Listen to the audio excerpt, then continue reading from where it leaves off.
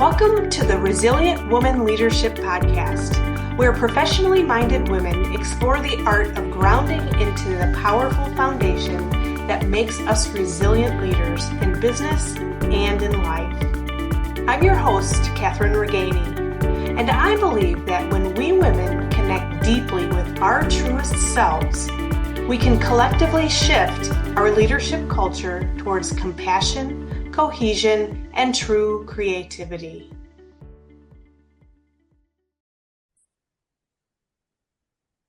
Hello and welcome. And this week I am so excited to introduce to you Dr. Katherine Dee. She graduated from Yale and worked in breast cancer as a breast cancer doctor for 16 years before she jumped ship and started her own thing as a business owner and a physician in the med spa industry. I'm so excited to have our conversation today, Dr. Dee. Well, thanks for having me. Can you tell us a little bit or tell me a little bit about what brought you here to this specialty that you focus on now? Yeah, well, as you said, I spent 16 years doing breast cancer work. So I was a diagnostic radiologist working in a breast center and did breast biopsies and other needle procedures and basically told people they had breast cancer for 16 years. And I thought I was pretty good at it. I did enjoy it, but it was pretty stressful and painful at times. And of course, medicine has really changed a lot in my lifetime, right, as a physician.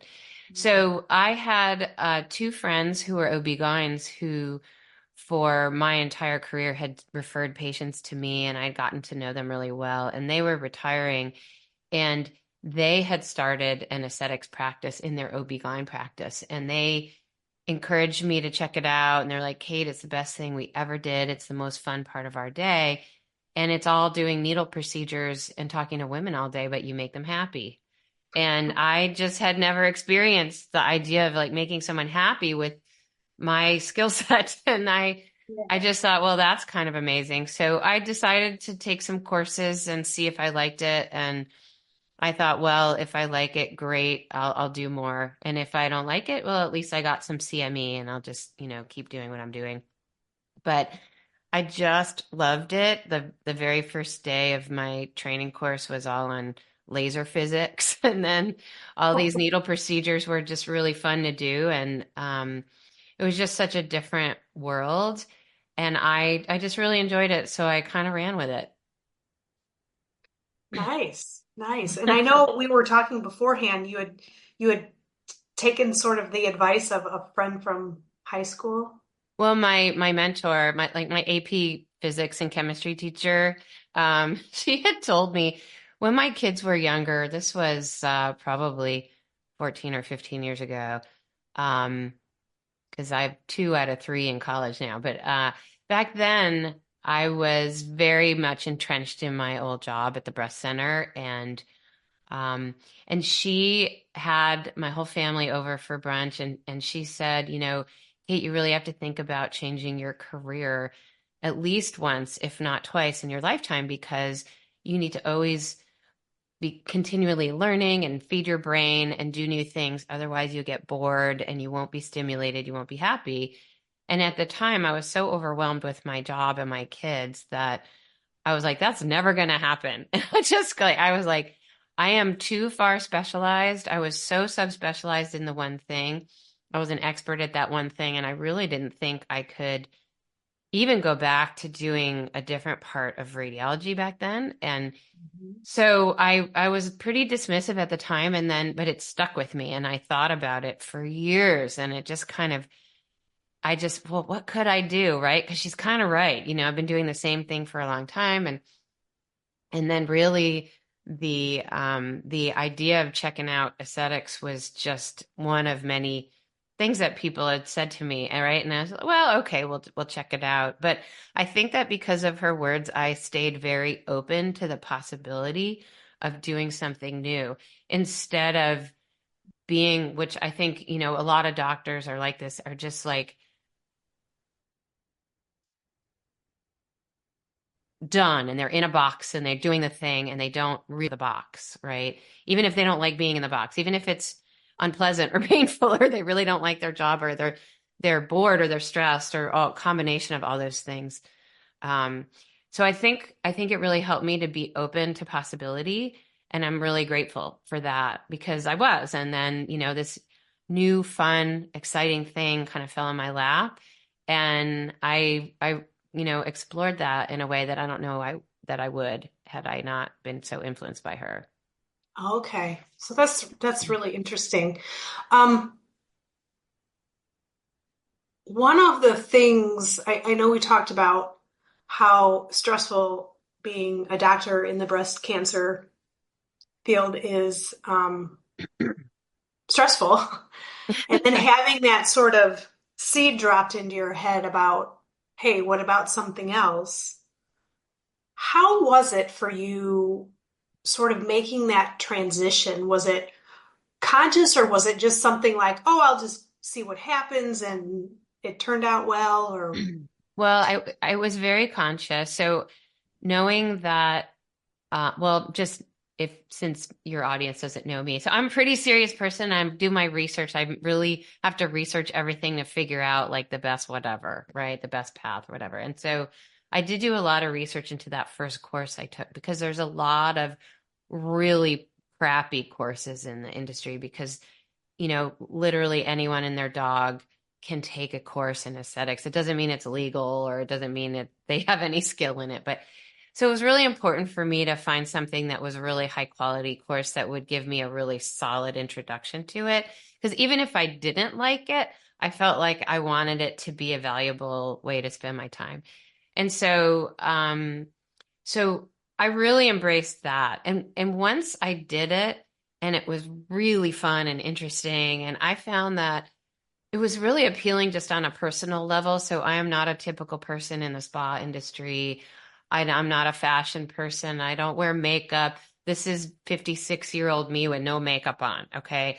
Um, and, um, and so I didn't necessarily expect to fit in the whole thing, but once I knew the science of it, I thought, oh my God, it's got this really broad appeal because you don't need to be in that zone to really like the outcome of it. Okay. So I don't wear makeup, but like I have, I take care of my skin. Like, and I yeah. don't know if I look my age, but my teenage kids say I don't, which is really the hugest compliment in the whole world to have your teenager say, you don't look 56, mom, you look like you're 42. Well, that's like the best thing ever, right? So, yeah. So, but I really realized that it wasn't just for that population, right? And so if it could appeal to me, it could basically appeal to anybody, right? Yeah. So I just, that part of it also intrigued me. Like, could I create something that had a much broader appeal and just made people feel good in their skin? So I don't know, that's what kept me going, I guess. And ultimately, I think why we've been successful is because we really do, cater to a broader audience. Yeah. Yeah. And was it easy for you then once you sort of realized that you did like it to jump ship? Hate to say it that way. Yeah. Well, Transition? excuse me. The crazy thing about it is that when I look back on it, I think, oh my gosh. So one, it really was not easy in the sense that it was a lot to do and there was a fair amount of risk involved. But at the time about that because it was really, really exciting. I was really enjoying what I was doing. And I had the confidence that I could make it happen.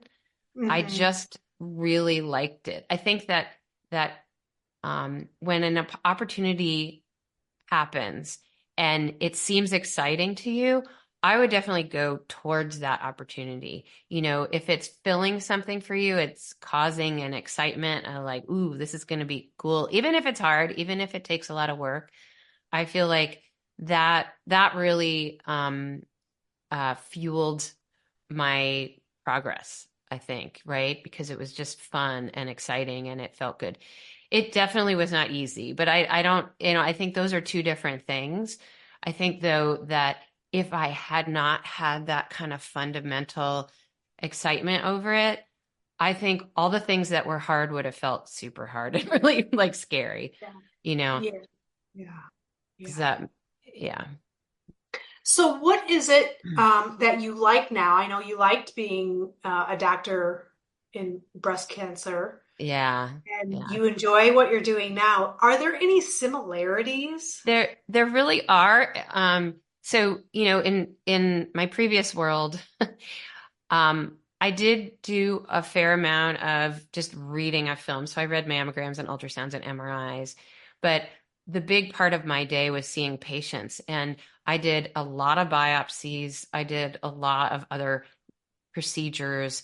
And then I also had to talk to patients when there was anything abnormal or if their biopsy came. So there was a lot of education. There was a lot of talking mostly to women and explaining things and also doing a lot of procedures. Mhm. And that's essentially what I do now. It's a lot of procedures. It's a lot of education. It's a lot of mostly women, although we do see a fair number of men, but it is mostly women in the aesthetics industry. But it's just about a very different topic, right? And I'm there to like make people feel more confident in their skin, help get rid of the things that are upsetting them that make them feel less confident, like acne, scarring or whatever. Yeah. um, and helping people, move forward and feel like more confident in their skin. Um, and it's very different because I'm not doing anything life-saving anymore. I mean, I'm not also scaring people that something bad, is potentially going to happen to them. That's that stuff. Um, I felt like I could do. I felt like I could get people through their diagnosis with a sense that they could understand it and that they were going to be okay or that they were in good hands. But it still was extraordinarily stressful, and I very much felt um, every single patient's pain and anxiety and fear, and it took a lot out of me because I think most doctors go to medical school and they're sort of trained to be robots, and you have to put a lot of your own sense of self and emotion aside in order to get your job done. And I really was not good at that. Really, I did it, but I really did not like that. It was very stressful for me. And I think the people who go on to do very high risk, high intensity things in medicine um, have an ability to really compartmentalize that I just don't have. So for me to be able to provide all that education and stuff, um, and not go through those negative emotions with someone, um, it just makes me feel a lot more whole. I hope that makes sense, but it was very stressful for me. Um, but and so now it's very positive and we're in an optimistic space and we're in a space where we're just helping people to feel good, you know, Yeah. that makes sense. Put their best face forward, if you will. Yeah. And I, And I you, want to I want to address one thing though, because I think there's a misconception about the industry about what we do, because it's not all about just wrinkles Mhm. or plumping lips. And I think that those things are a component of it, but that is not the essence of what I do. And it might be that you go into another med spa and someone makes you feel like you're not good enough or that you don't have this, you need this and that, otherwise you're not pretty enough. We just don't do that. And I don't think that the industry should be like that. Um, and instead, I think that what we're doing is we're really helping people address the things that they're like, I didn't think I could do anything about this, but is there, and like, actually, yeah, there's something you can, like, for any of those problems that I've spoken about and lots of other things too. I mean, Yeah. um, just to kind of preserve your skin as you get older. Yeah, because I'm not 56, but I'm 52. So.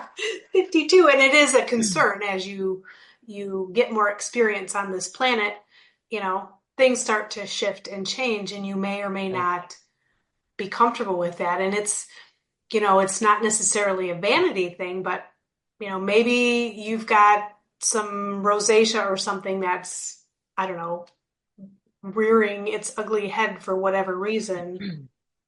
Yeah. And the thing is, like, that is a great example. People get super red or they get these little red spots, and and there's actually quite a few things you can do to tamp that down so that you don't need the makeup to cover it up. I see a lot of people who are wearing makeup to cover things up. And if you could just, work on your skin a little bit, you won't need that makeup anymore. It Yeah, saves you time and effort, but also just you feel better just in your skin. yeah. I love that idea of, because I'm not a big makeup wearer. I'm not wearing any except for some lipstick. Yeah, I mean, I've never worn makeup in my life. Yeah. And yeah. Because I mean, for me, it's just not who I am. And it's kind of funny because my husband, when I have put makeup on, the foundation and stuff, he's like, "You look like a clown. Take that off. That is, you do not need that." And it used to it'd be like, "Well, I was just trying to look cute for you." He's like, "No, you're beautiful just the way you are. Stop wearing that makeup." So Yeah. I guess that's a good thing. But yeah, I mean, Absolutely. Yeah. so And much I actually tell people to, whatever you're doing here, whatever you're doing for your skin, I really hope it's for you. Like, so you feel Mhm. good in your skin. It really shouldn't be for somebody else. Um, I don't think that really resonates, right, with other people. But if you're doing it for you and you're like, you know what, this makes me feel really good about me, then it's a great thing to do. It's like buying like a new favorite jacket. Like, I love this. I'm gonna wear it every day.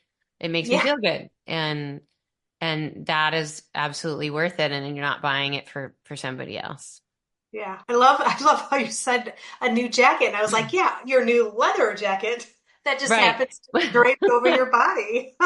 Yeah, well, I got talked into again, I'm not a very fashion person, and I have a friend who took me shopping when I was sort of launching into this career 10 years ago, and she kind of talked me into buying this leather jacket that I just thought, oh, this is so cool, but I don't usually spend money on anything like this, Yeah. and she's like, "You love it?" And I'm like, "Yes, I love it." And she's like, "You're going to wear it all the time?" I'm like, "Yeah." She's like, "You're going to wear the snot out of that. So go ahead and buy it."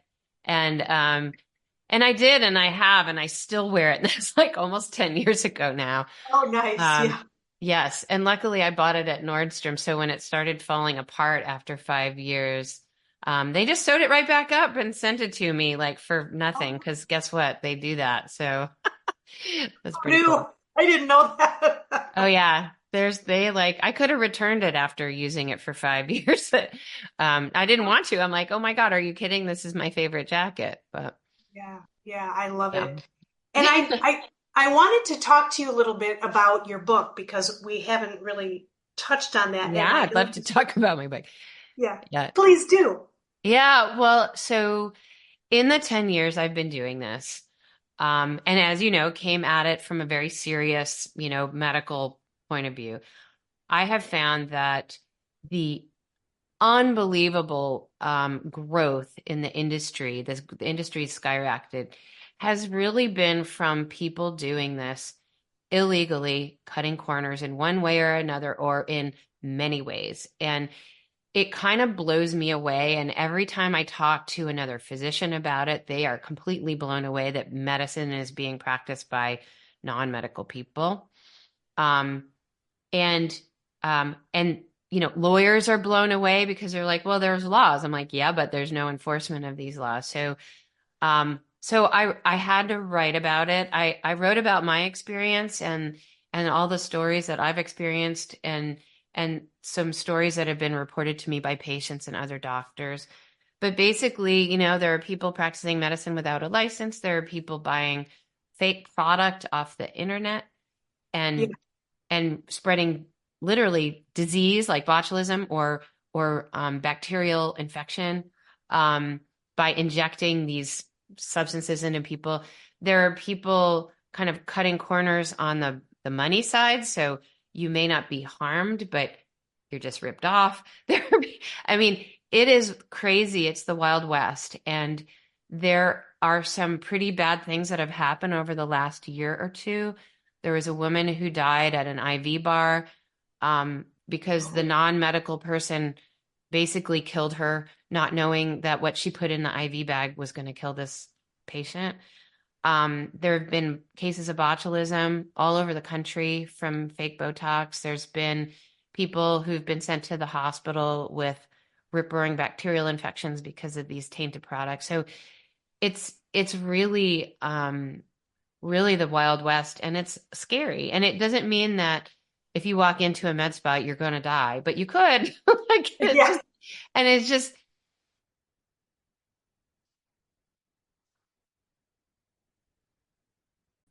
and told me their story and people.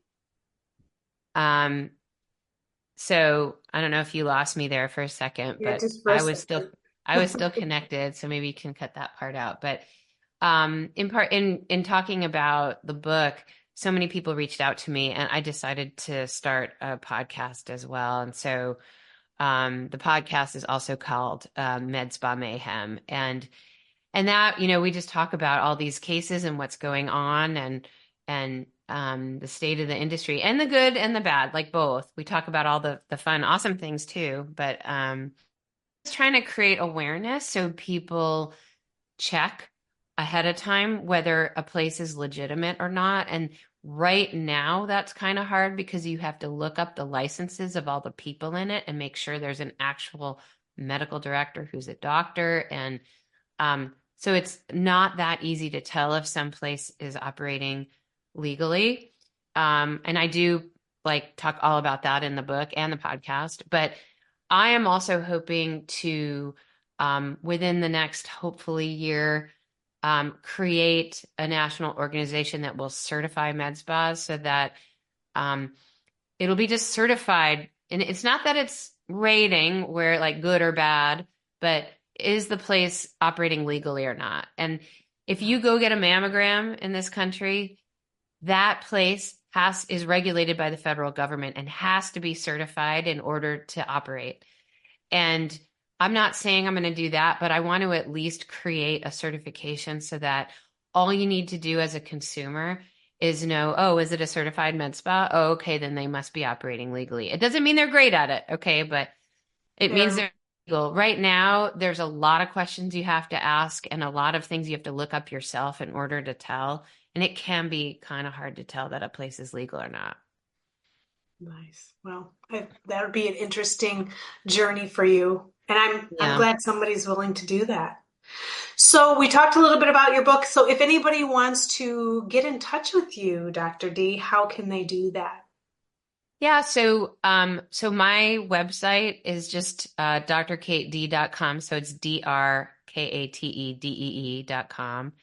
And people can email me directly at info@drkatedee.com.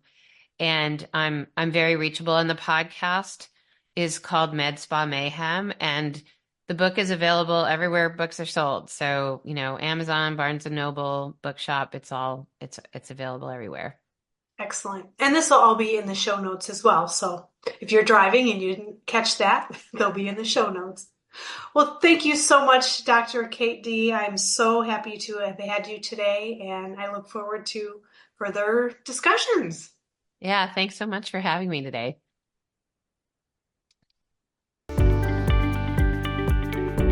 Thanks for listening to the Resilient Woman Leadership Podcast. Remember to take my Dragon Woman quiz at dragonwomanquiz.com.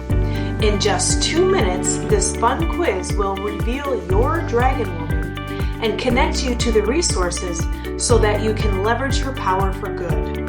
And if you've enjoyed this episode, subscribe now so you can hear more inspiring stories from other resilient, wise women who will uplift and inspire you.